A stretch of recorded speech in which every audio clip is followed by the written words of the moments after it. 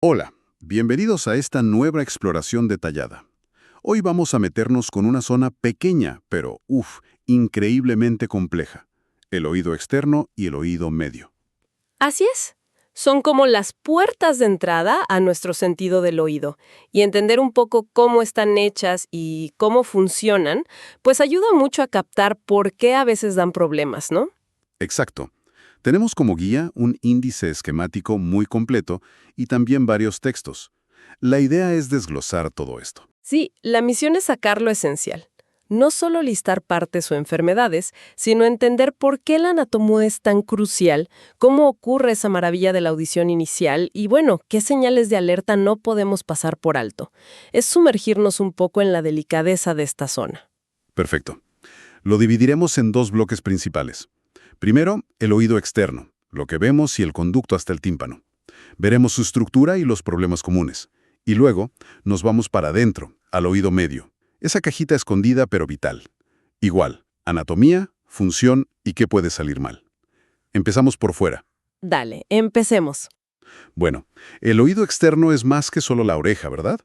Empieza con el pabellón auricular, que es esa lámina de cartílago con todos sus pliegues, diseñada como para captar las ondas sonoras y dirigirlas hacia adentro. Exacto, como una antena parabólica pequeña. De ahí, el sonido entra al conducto auditivo externo, el famoso CAE. Ujú.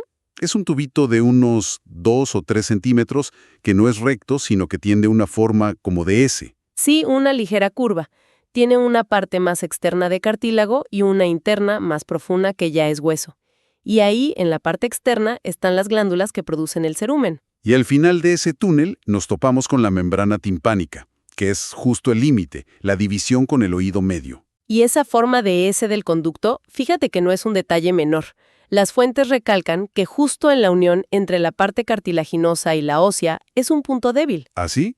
¿Por qué? Porque es el sitio típico donde uno puede hacerse daño si, por ejemplo, mete un hisopo o cotonete demasiado profundo o con mucha fuerza. Se puede empujar la cera o incluso raspar la piel de esa zona ósea, que es más delicada. Entiendo. O sea, hay que tener cuidado con los hisopos. Además de la forma, las fuentes insisten mucho en las vecindades del conducto. ¿Por qué son tan importantes esas relaciones anatómicas? Pues porque explican un montón de síntomas y riesgos. Mira, por arriba el conducto limita con la fosa craneal media, o sea, el cerebro está justo ahí encima. ¡Wow! Por abajo está la glándula parótida. Hacia adelante, la articulación temporomandibular, la ATM, la que usamos al masticar. Y atrás, el hueso mastoides y, ojo, el nervio facial, el séptimo par que mueve los músculos de la cara. Claro, está rodeado de estructuras importantes. Exacto. Esa cercanía es clave. Una infección muy profunda en el conducto, pues podría teóricamente extenderse. O, lo que es más común, un dolor en la mandíbula puede sentirse como dolor de oído. Es lo que llamamos dolor referido. Entendido. La geografía local del oído es fundamental. Ahora, conociendo la estructura, ¿qué problemas suelen aparecer en esta parte externa? Los materiales mencionan el otohematoma. Suena a golpe, ¿no? Exacto. Es esa acumulación de líquido, normalmente sangre o suero, que se forma en el pabellón después de un golpe directo, un traumatismo. Lo que pasa es que la piel se despega del pericondrio, que es la capita que nutre el cartílago. ¿Y si eso no se trata? Pues si esa colección de líquido se queda ahí y no se drena, el cartílago se puede quedar sin su nutrición, se necrosa, se muere, digamos, y se deforma de manera permanente. Ahí es donde aparece la famosa oreja en coliflor, que las fuentes asocian mucho a deportes como boxeo o rugby. Justamente. El tratamiento, como indican, es pinchar y drenar esa colección, dar antibióticos para que no se infecte, analgésicos para el dolor y un vendaje que haga compresión. Y relacionado con esto, mencionan la pericondritis. Sí, esta ya es una infección del pericondrio y del cartílago mismo. A diferencia del otohematoma, que suele ser más localizado en la zona del golpe, aquí se ve casi todo el pabellón rojo, hinchado, edematoso y duele bastante. ¿Y las causas? Las bacterias más comunes son Pseudomonas y Staphylococcus aureus. Y los factores de riesgo que mencionan las fuentes son, por ejemplo, los piercings en el cartílago, quemaduras o incluso un otomatoma previo que se infecta. El tratamiento necesita antibióticos potentes, a veces combinados, y si hay pus acumulado, pues también hay que drenarlo. Pasemos a una de las reinas del verano, aunque no exclusiva, la otitis externa, el oído de nadador, que, como bien dices, no solo les da a los nadadores. Es la inflamación o infección de la piel del conducto auditivo externo. Puede ser difusa, o sea, en todo el conducto, o a veces localizada, como un granito infectado, un forúnculo. Factores de riesgo. Bueno, la humedad es clave. Nadar, climas cálidos y húmedos, también los microtraumatismos. Rascarse, limpiarse en exceso quitando el cerumen que protege, o incluso la irritación si hay una supuración crónica que viene del oído medio. Y los síntomas típicos que describen son picazón, a veces muy intensa, un dolor de oído, la otalgia, que puede ser fuerte, y a veces secreción. Y hay un signo que las fuentes marcan como muy característico. Sí, ese es un punto diagnóstico clave, fija. El dolor agudo, exquisito, cuando se tira suavemente del pabellón hacia arriba y atrás o cuando se presiona el trago, esa pequeña lengüeta de cartílago que está delante del orificio del conducto. Eso orienta mucho hacia otitis externa, ¿no? Muchísimo. El diagnóstico es básicamente clínico, viendo el conducto rojo, hinchado, a veces con secreción. Y es súper importante limpiar bien esa secreción para que el tratamiento tópico pueda llegar a la piel. Y el tratamiento estándar son gotas con antibiótico y corticoide. Los antibióticos orales quedan para casos más graves o si la persona tiene las defensas bajas. Pero ¿qué pasa si la infección no es por bacterias, sino por hongos? Ah, eso es la automicosis. Suele pasar a veces después de usar mucho antibiótico o en climas muy húmedos. Los más frecuentes son Aspergillus niger y Cándida. Y se ve diferente. Sí, la apariencia es bastante típica. Es un punto clave también. Si es Cándida, se ve una secreción blanquecina, como si fuera requesón o leche cortada. Si es Aspergillus, a veces se ve como una masa algodonosa con puntitos negros, que son las hifas del hongo. El picor aquí suele ser el síntoma principal. ¿Y el tratamiento? Requiere una limpieza muy cuidadosa del conducto y luego un antimicótico en gotas o polvos, como el alcohol boricado que mencionan las fuentes. Y existe una forma mucho más seria, la otitis externa maligna o necrotizante. Ya el nombre asusta. Y con toda razón. Es una complicación grave, una infección muy agresiva que puede literalmente comerse el cartílago y el hueso y extenderse hacia la base del cráneo. ¿Quiénes tienen más riesgo? Aquí los factores de riesgo son críticos y hay que tenerlos muy presentes. Fija, afecta sobre todo a pacientes diabéticos, especialmente si están mal controlados, personas con el sistema inmune deprimido o de edad avanzada. ¿Qué se ve en la exploración? Pues se puede ver tejido de granulación, como carne roja, en el fondo del conducto y signos de necrosis, de tejido muerto. Esto requiere sí o sí estudios de imagen, como un TAC o una resonancia, y manejo urgente en hospital con antibióticos por vena. Y por supuesto, controlar muy bien la enfermedad de base, como la diabetes. Otra condición específica que traen las fuentes es el síndrome de Ramsay-Hunt. ¿Qué lo caracteriza? Este es un cuadro muy particular, fija también. Lo causa la reactivación del virus de la varicela zoster, el mismo de la culebrilla, pero afectando al nervio facial, el séptimo par, cerquita del oído. ¿Y cómo se manifiesta? La tríada clásica es parálisis de la mitad de la cara, del mismo lado afectado. La aparición de vesículas como ampollitas dolorosas en el pabellón o dentro del conducto. Y un dolor de oído muy intenso. A veces se suma vértigo o pérdida de audición. Tratamiento. Debe ser rápido. Antivirales como el aciclovir y corticoides para bajar la inflamación. Y para terminar con el oído externo, algo súper común: los tapones. Sí, principalmente los de cerumen.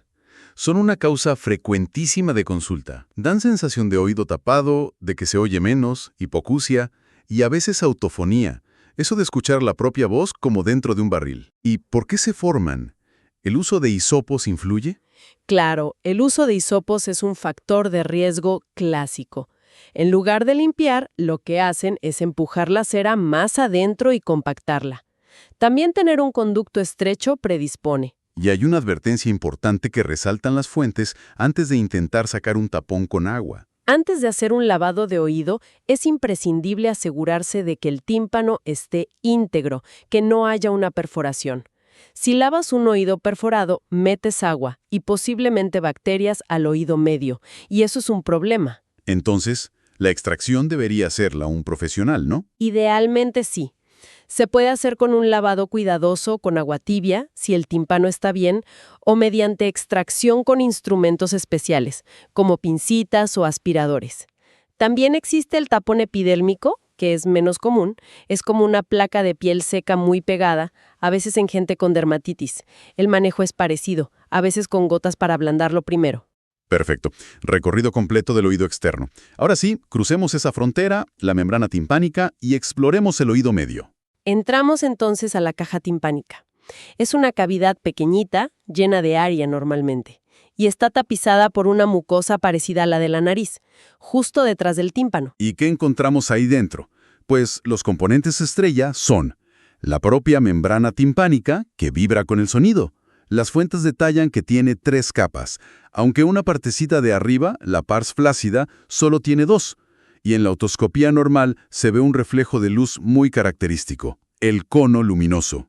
Ah, sí, el triangulito brillante. Exacto, y su desaparición es uno de los primeros signos de que algo se está inflamando ahí dentro. Fija. Luego está la famosa cadena de huesecillos. Martillo, yunque y estribo. Son los huesos más pequeños del cuerpo, articulados entre sí. Y falta algo clave, ¿no?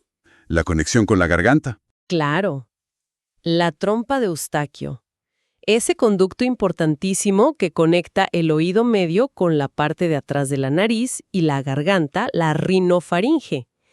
Y finalmente la mastoides, ese hueso poroso detrás de la oreja, lleno de celdillas con aire que se comunican con la caja timpánica. Ahora, la parte fascinante. ¿Cómo funciona todo esto para que oigamos? El sonido llega como vibración en el aire al tímpano. Exacto. Y aquí viene un desafío físico importante. El oído medio tiene que transmitir esa vibración del aire a un medio líquido, que es donde está el oído interno, la cóclea. Y pasar de aire a líquido implica perder muchísima energía sonora. Es como intentar hablarle a alguien que está bajo el agua. Casi no se oye.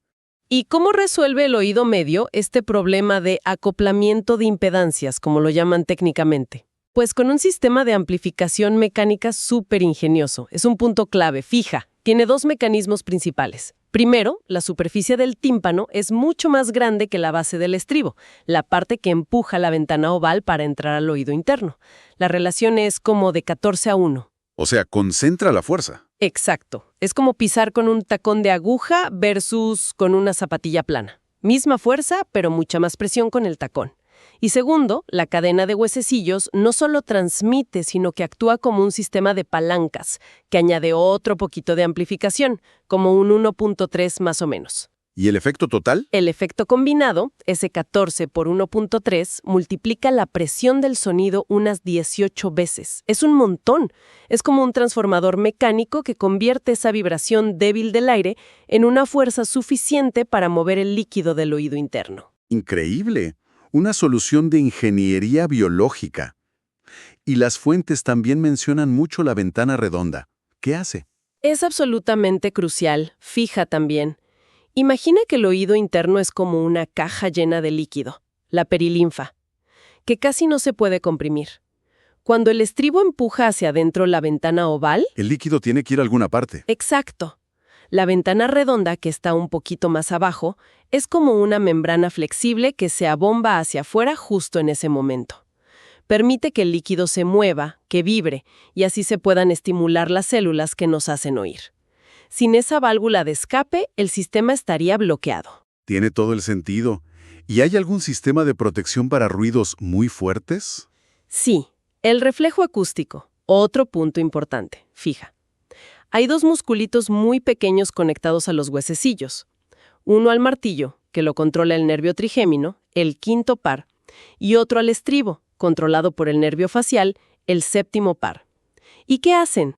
Cuando llega un sonido muy intenso, estos músculos se contraen automáticamente, por reflejo. Eso pone tensa la cadena de huesecillos, la vuelve más rígida, y así reduce la cantidad de energía sonora que pasa al oído interno. Es un mecanismo de protección natural. Y nos queda la trompa de Eustaquio. Mencionaste que conecta con la rinofaringe. ¿Cuál es su función exacta?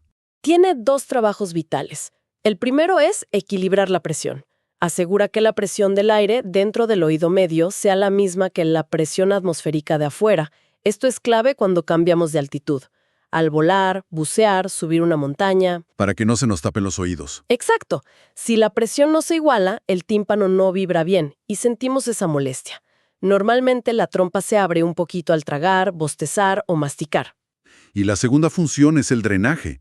Permite que las secreciones normales que produce la mucosa del oído medio bajen hacia la garganta, ayudada por unos pelitos microscópicos, los cilios. Y aquí hay un detalle anatómico clave que explican las fuentes, sobre todo en niños. Cierto. Ciertísimo. Y fija, en los niños pequeños, la trompa de Eustaquio es diferente a la del adulto. Es más corta, es más ancha y está más horizontal. ¿Y eso qué implica? Pues facilita mucho que los mocos y las bacterias de un resfriado o una infección de garganta, una infección de vías aéreas superiores, IVAS, suban fácilmente desde la nariz o la garganta hasta el oído medio. Es la razón principal por la que las otitis medias son tan comunes en la infancia. Esa conexión directa nos lleva de cabeza a la patología del oído medio. Hablemos de la otitis media aguda, la OMA, un clásico infantil. La OMA, sí. Es la inflamación e infección del oído medio, pero de corta duración, menos de un mes. Y como acabamos de ver, la causa raíz fija es casi siempre que la trompa de Eustaquio deja de funcionar bien, normalmente porque se inflama y se bloquea por un resfriado, una faringitis. Se tapa la ventilación y el drenaje. Exacto. El oído medio no se ventila, se acumula líquido que no puede salir y ese líquido es un caldo de cultivo perfecto para que crezcan bacterias. ¿Y quiénes son las bacterias culpables más habituales? Bueno, las estadísticas que dan las fuentes, fija, apuntan principalmente a 3. Streptococcus pneumoniae, el neumococo, Haemophilus influenzae y Moraxella catarrhalis, aunque los virus también juegan un papel, a menudo iniciando la inflamación. Síntomas típicos. Pues fiebre, un dolor de oído, otalgia, que suele ser muy intenso, y que a veces, curiosamente, mejora de golpe si el tímpano se perfora solo y empieza a salir pus. También hay pérdida de audición. Y si hay perforación, pues aparece la secreción purulenta, la otorrea. ¿Cómo se maneja? El dolor puede ser tremendo para los niños. Lo primero y fundamental es calmar ese dolor con analgésicos como ibuprofeno o paracetamol. Respecto a los antibióticos, la primera opción que recomiendan, fija, sigue siendo la amoxicilina. Si no funciona, si la infección es muy fuerte o recurrente, o si hay alergia, pues se usan otras opciones, como amoxicilina con clavulánico, algunas cefalosporinas o macrólidos. ¿Y qué pasa si el problema no se resuelve del todo y se cronifica? Ahí ya entramos en el terreno de la otitis media crónica, la OMC. Se define como una inflamación que dura 3 meses o más. Y hay varios tipos. La forma más sencilla, digamos, es la OMC simple o perforada estable. ¿Qué significa eso? Episodios de supuración o torrea, sobre todo si entra agua al oído, y una pérdida de audición de tipo conductivo. ¿Tratamiento para esta forma? Se trata la infección cuando aparece, con gotas antibióticas y limpieza. Y si la perforación da muchos problemas o afecta la audición, se puede plantear una cirugía para cerrarla, una timpanoplastia, pero de forma programada, electiva. Pero las fuentes ponen una alerta roja sobre otra forma de OMC, la colesteatomatosa. ¿Por qué es tan peligrosa? Este es un punto crítico. Fija. El colesteatoma no es un tumor en el sentido de cáncer, pero se comporta de forma muy destructiva. Es una acumulación de piel, de epitelio escamoso con queratina, dentro del oído medio, donde no debería haber piel. ¿Y qué hace esa piel ahí dentro? Pues crece, se va acumulando como capas de cebolla, formando una masa blanco-nacarada. Y lo peor es que libera enzimas y ejerce presión, y eso va destruyendo el hueso de alrededor, lo que se llama osteolisis. Es muy agresivo. Suena bastante mal.